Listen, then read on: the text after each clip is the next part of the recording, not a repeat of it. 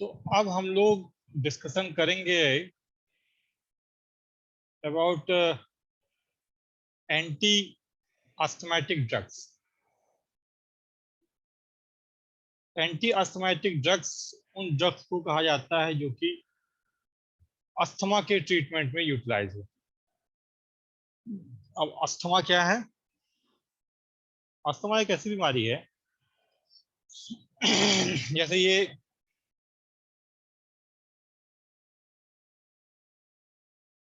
इस डायग्राम को आप देखेंगे तो ये क्या है आपके ब्रोंकियोल। ये क्या है? ब्रोंकियोल। ये इधर क्या दिखाई पड़ रहे हैं? ये एल्वियोलाई। तो ब्रोंकियोल का ये पैसेज देखेंगे आप, बहुत सकरा है। क्यों? क्योंकि जो ब्रोंकियोल की दीवार है उस दीवार में सूजन है। जब सूजन हो जाएगी तो जो रास्ता जिसके थ्रू एयर आएगी वो सकरा हो जाएगा। उस कंडीशन को हम क्या कहेंगे? अस्थमा।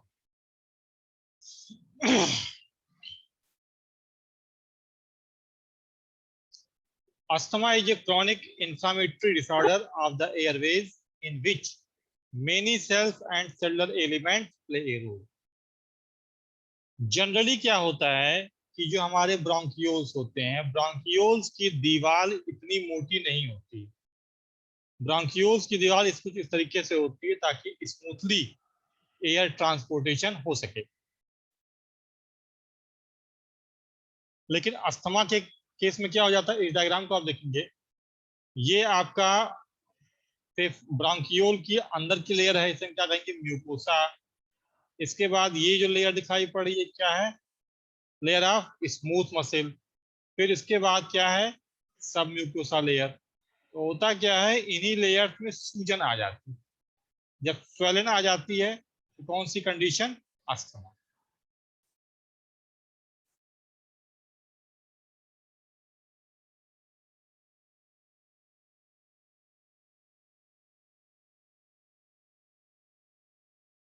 ये देखिए इस डायग्राम में अगर आप देखिए, ये क्या है? Normal bronchiole tube. Normal bronchiole tube में दीवार कैसी है? पतली है। दीवार थोड़ा पतली होने के कारण एयर का मूवमेंट आराम से हो जा रहा है, जो पैसेज है वो डायलेट है। दूसरे वाले में क्या है? Inflamed bronchial tube of an asthmatic. ये अस्थमा के पेशेंट की ये ब्रोंकियोल। अस्थमा के पेशेंट के ब्रोंकियोल में क्या है? ये जो पैसेज ये कैसा हो गया है? ये मोटा हो गया है। तब ये थिक हो गया है, एयर पैसेज सकरा हो जाएगा। एयर पैसेज सकरा हो जाएगा तो प्रॉपर एयर फ्लो नहीं होगा। अब क्या होता है, जब भी आप अस्थमा पढ़ते हैं तो अस्थमा की पैथोजेनेसिस में दो फेज, एक है इमीडिएट फेज, एक है लेट फेज। इमीडिएट फेज में क्या होता है कि आखिर ऐसा क्या होगा कि सांस लेने में दिक्कत होने लगी? लेट फेज में क्या होता है? इमीडिएट फेज में क्या होता है?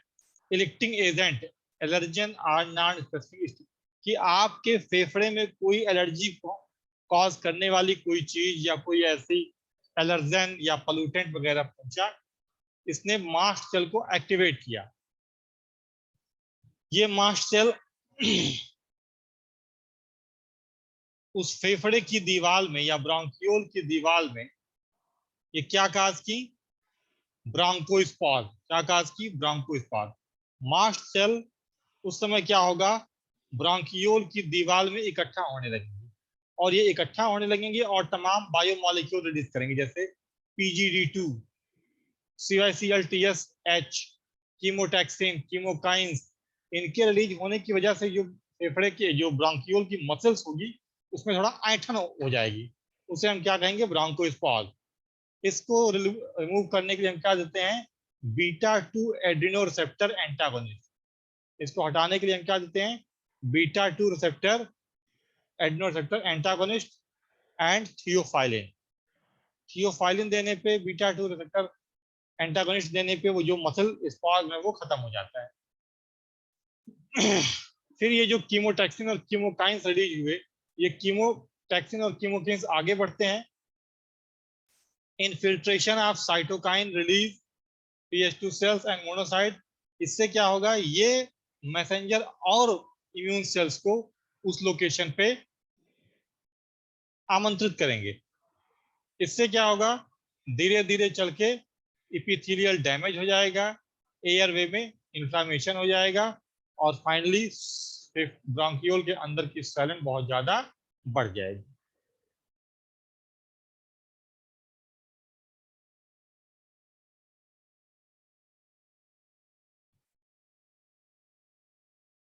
तो आप ये कहेंगे कि अस्थमा की पैथोजेनेसिस, पैथोजेनेसिस का मतलब क्या है? पैथोजेनेसिस, पैथो मतलब बीमारी, जेनेसिस मतलब बनना। अस्थमा की बीमारी बनने का रास्ता क्या है? अस्थमा होने पे एक रिस्पांस इमीडिएट आता है, एक रिस्पांस लेट में आता है। इमीडिएट रिस्पांस में क्या होगा कि जैसे तुम्हारे फेफड़े में कोई एलर्जन या कोई अस्थमा कॉजिंग एजेंट पहुंचा, उसकी वजह से मास्ट सेल की भीड़, जो तुम्हारे बॉडी में इम्यून सिस्टम में मास्ट सेल्स हैं, वो मास्ट सेल आपके ब्रांकियोल की तरफ बढ़ना शुरू हो जाएंगी। जब वो बढ़ेंगी तो ब्रांकियोल पे पहुंच के क्या रिलीज करेंगी? PGD2, कीमोटैक्सिन, chemokines. जब ये रिलीज करेंगे तो इससे क्या होगा? ब्रांकियोल की दीवार में सूजन हो जाएगा। ब्रांकियोल की जो दीवार में जो मसल्स हैं, उन मसल्स में ऐठन हो जाएगा। उसे हम क्या कहेंगे? ब्रांको स्पॉज का मतलब क्या? मसल्स का ऐठन, मसल्स ऐठ जाना, अकड़ जाना, जकड़न हो जाना muscles, that is known as bronchospasm. That is known as spasm. अगर वो ब्रांकाई की मसल में हुआ तो उसे क्या कहेंगे? ब्रांकोस्पॉज। अगर वो लैरिंग्स की मसल में क्या हुआ तो उसे क्या नाम देंगे हम? लैरिंजियोस्पॉज। अब इसको दूर करने के लिए हम क्या देते हैं? बीटा 2 एड्रिनो रिसेप्टर एंटागोनिस्ट और थियोफाइलिन, उसको रिमूव करने के लिए दिया जाता है। अब ये जो कीमोटैक्सिन और कीमोकाइन रिलीज हुए, ये क्या होंगे? ये कीमोटैक्सिन और कीमोकाइंस आगे बढ़ेंगे और लेट फेज में तमाम और इम्यून सेल्स को वहां पे आमंत्रित करेंगे। इससे क्या होगा कि ब्रोंकाई की जो दीवार है उसमें इम्यून सेल्स की एक भीड़ सी इकट्ठा हो जाएगी।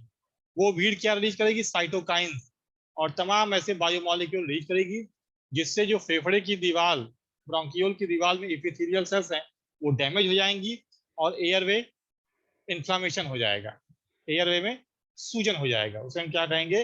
अस्थमा। अस्थमा ट्रिगर्स, ऐसी कौन सी चीजें हैं जो अस्थमा को बढ़ावा देती हैं? डस्ट, धूल, मोल्ड, एक फंगस है, animal dander, cockroach, pollen grains, indoor and outdoor pollutants, irritant, smoke, perfume, cleaning agent, ये सारे के सारे क्या काज करते हैं? अस्थमा। फार्माकोलॉजिकल एजेंट्स में कौन कौन से हैं? Beta blockers.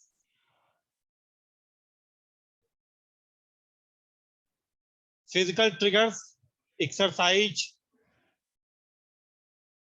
Cold air, distilled water, sulphur dioxide, इन सारी चीजों से अस्थमा बढ़ता है। डिजीज,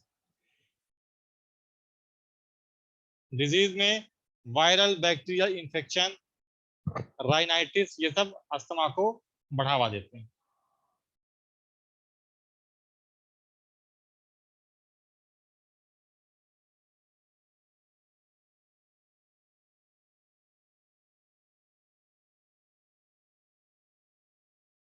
अब हमें पढ़ना है classification of drugs used in asthma. Short term relievers used for relief of acute bronchoconstriction. देखो, अस्थमा की कंडीशन में एक होता है एक्यूट, एक होता है क्रॉनिक। एक्यूट का मतलब अभी बीमारी बहुत माइन्यूट फेज में है, बहुत स्मॉल बीमारी, छोटा मतलब बीमारी का असर बहुत कम है, दैट इज एक्यूट फेज। बीमारी बहुत ज्यादा बढ़ गई, सीवियर या क्रॉनिक कंडीशन। थोड़ी देर के लिए हुआ एक्यूट कंडीशन, लंबे समय तक रहा, जैसे किसी ने एक्सरसाइज कर लिया, कहीं डस्ट में पहुंच गया, सांस फूलने लगी, that is acute bronchoconstriction. अब किसी की महीने भर से सांस ही फूल रही है, that is chronic bronchoconstriction. तो एक्यूट ब्रोंको कॉन्स्ट्रिक्शन के लिए हम क्या देते हैं? Short term relievers. उसमें क्या क्या आपके आते हैं? Beta adrenergic agonist, beta adrenergic agonist, फिर क्या आते हैं मिथाइल जैंथीन, और क्या आते हैं anti muscarinic agent, anti muscarinic agent. क्या क्या बताएंगे, beta adrenergic agonist, methyl xanthine, anti muscarinic agent, ये सब क्या है 4 टाइम ब्लॉकर। अब बीटा एड्रीनर्जिक एगोनिस्ट में क्या क्या आ जाएंगे, कुछ ऐसी ड्रग्स हैं जो बीटा 1 बीटा 2 रिसेप्टर दोनों पे काम करती हैं, कुछ ऐसी ड्रग हैं जो केवल बीटा रिसेप्टर पे ही काम करती हैं। तो जो दोनों पे काम करती हैं वो क्या है, इपिनेफ्रिन, इपिडेफ्रिन, आइसोप्रोटेनॉल। बीटा 2 सेलेक्टिव ड्रग्स में क्या है, आल्बिट्रॉल, टर्ब्यूटालिन, मेटाप्रो, कैरनॉल, पिरब्यूटरॉल, बाइटलिट्रोल, सॉल्मेट्रॉल, फॉर्मेट्रॉल, ये सारे के सारे क्या है बीटा 2 सेलेक्टिव ड्रग्स। आल्बिट्रॉल, टर्ब्यूटालिन, मेटाप्रोटेनॉल, पिरब्यूटरॉल, बाइटलिट्रोल, सॉल्मेट्रॉल, फॉर्मेट्रॉल, ये सारे के सारे बीटा 2 सेलेक्टिव ड्रग्स हैं। मिथाइल जैंथीन में theophylline, theobromine, caffeine. Anti muscarinic agent में क्या है, इप्राट्रोपियम, एंटी मस्करेनिक एजेंट में क्या है, इप्राट्रोपियम। फिर लॉन्ग टर्म यूज में कौन कौन से हैं, corticosteroids, leukotriene antagonist, inhibition of mast cell degranulation. तो आप ये बताएंगे कि अस्थमा के ट्रीटमेंट में, सर कह रहे हैं कुछ लोग आए उन्हें एक्सेप्ट कर लीजिए।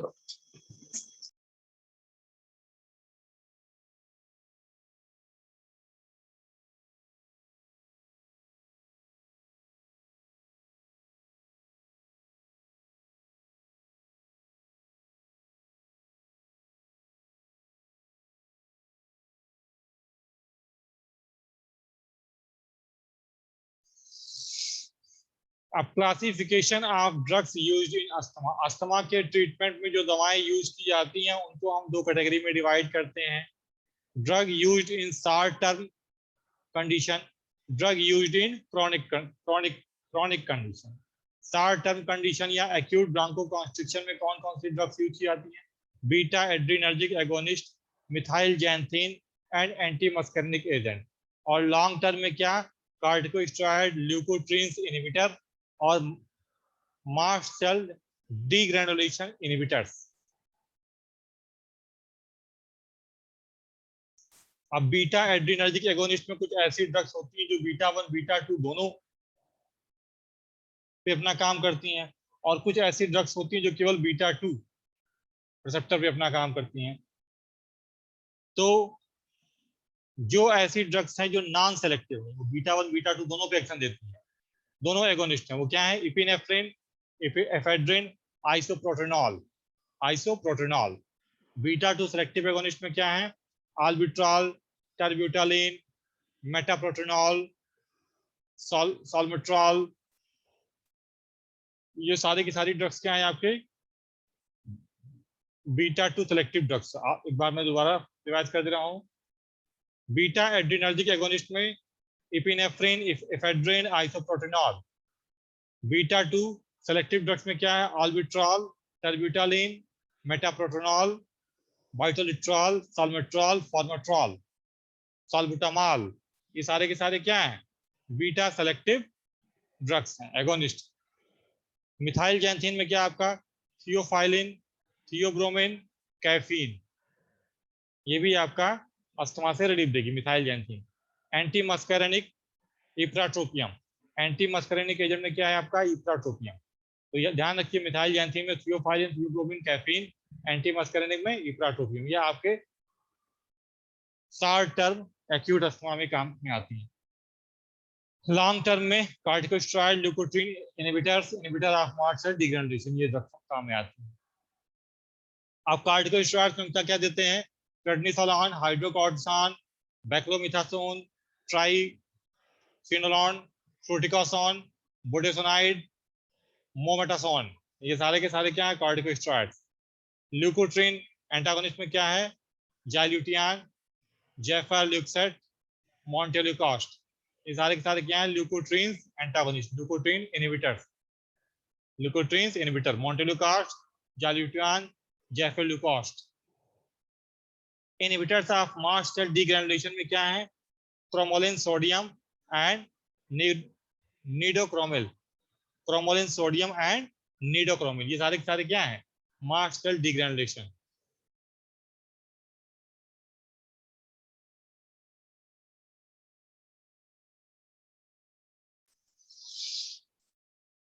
अब ये जो फार्माकोडायनेमिक आप बीटा एड्रेनर्जिक रिसेप्टर्स, थोड़ा सा हमको पढ़ना है बीटा, इतना डिटेल में आपके यहाँ नहीं है।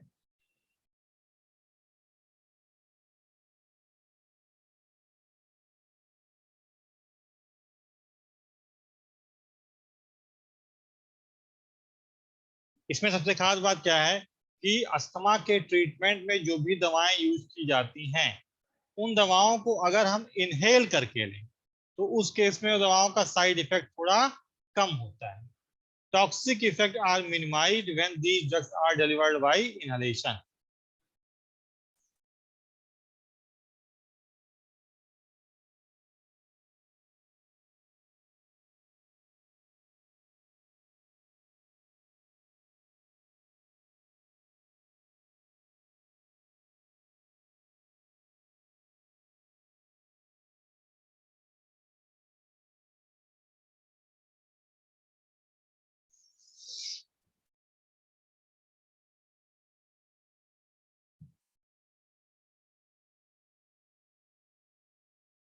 तो एक बार इसको जल्दी से रिकॉल कर लो, फिर आगे चलते हैं। अस्थमा के ट्रीटमेंट में जो भी दवाएं यूज की जाती हैं उन्हें हम नाम देते हैं एंटी अस्थमेटिक ड्रग। अस्थमा एक ऐसी कंडीशन है जिसमें मरीज को सांस लेने में दिक्कत होने लगती है, क्योंकि जो ब्रांकियोल हैं, ब्रांकियोल की दीवार में सूजन हो जाती है, कुछ इस तरीके से, जो कि इस डायग्राम में दिखाया गया है।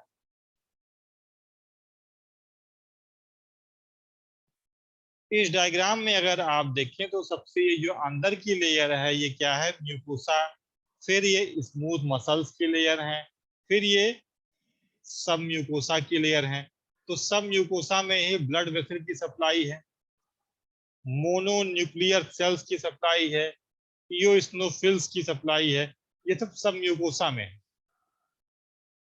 अस्थमा के कंडीशन में क्या होता है, ये चीजें जो सब म्यूकोसा में है, इसको पेनिट्रेट करके ये अंदर तक आ जाती है, मसल लेयर में और म्यूकोसल लेयर में, और उसके भी अंदर। इससे क्या होता है कि जो म्यूकोसल लेयर होगी उसमें स्वेलन हो जाएगी। जो इपिथेलियल सेल है सबसे अंदर की तरफ, उसकी बेसमेंट मेम्ब्रेन चौड़ी हो जाएगी। कहीं कहीं पे म्यूकस प्लग बनने लगता है। म्यूकस प्लग का मतलब क्या? एक तुम्हारा जो एल्वियोलाई है, वहां एक टाइप का पस टाइप का पस वहां इकट्ठा होने लगेगा, दैट इज म्यूकस प्लग। ये देखा जाता है कि near about all over world 5,000 लोग हर साल अस्थमा की वजह से मर जाते हैं। ज्यादातर मोर्बिडिटी, ज्यादातर मरने की जो दर है वो गरीब कंट्री में,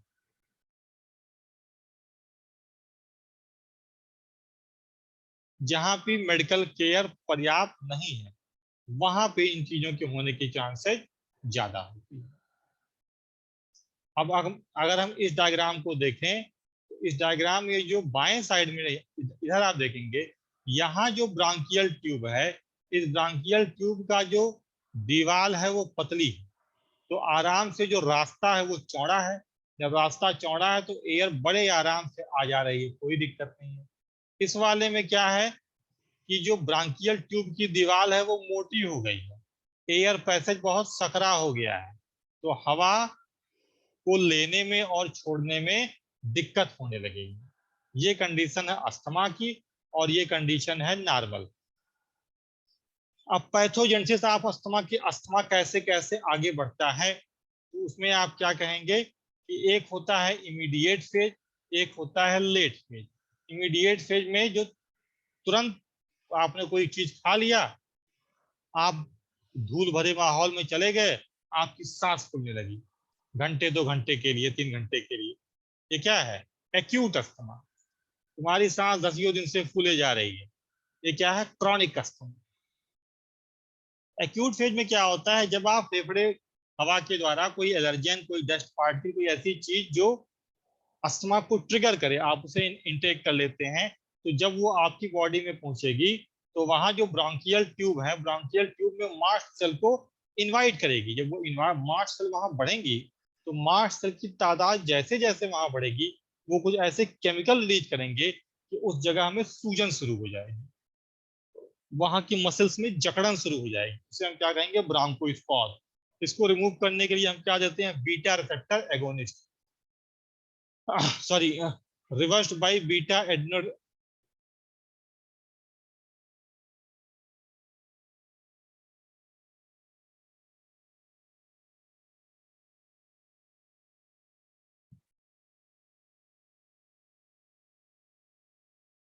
reversed by theophylline and beta receptor agonist. अब ये क्या रिलीज करेंगे? Chemotaxin, chemokines. ये कीमोटैक्सिन और कीमोकाइंस साइटोकाइंस के प्रोडक्शन को बढ़ा देंगे, जिससे एयर फ्लो में इंफ्लेमेशन हो जाएगी और हाइपर रिएक्टिविटी, एयर फ्लो आपका बाधित होगा, उसमें सूजन हो जाएगी।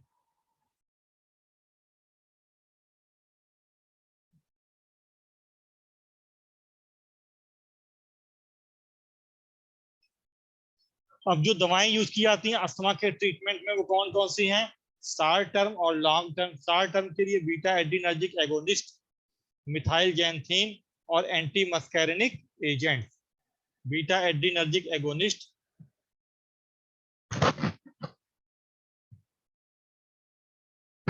मिथाइल जैंथीन है,